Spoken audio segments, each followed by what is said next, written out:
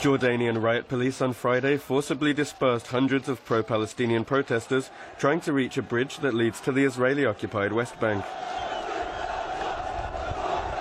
The demonstrators were within 5 kilometers of the King Hussein Bridge, known in Israel as the Allenby Bridge, in the Jordan Valley opposite the Palestinian city of Jericho in the occupied West Bank. We are here to open the border until we liberate our Aqsa, until we liberate Palestine from A to Z.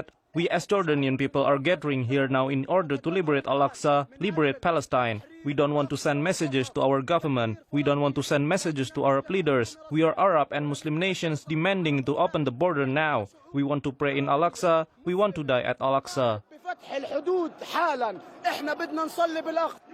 Several thousand demonstrators also took to the streets after Friday prayers from the Grand Husseini Mosque in central Amman, chanting anti-Israel slogans. The gas agreement supports the Zionist enemy and provides it with money to kill our brothers in Palestine.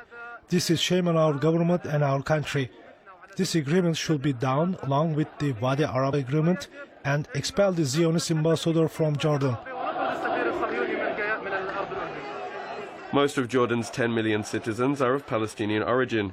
They or their parents were expelled or fled to Jordan in fighting that accompanied the creation of Israel in 1948.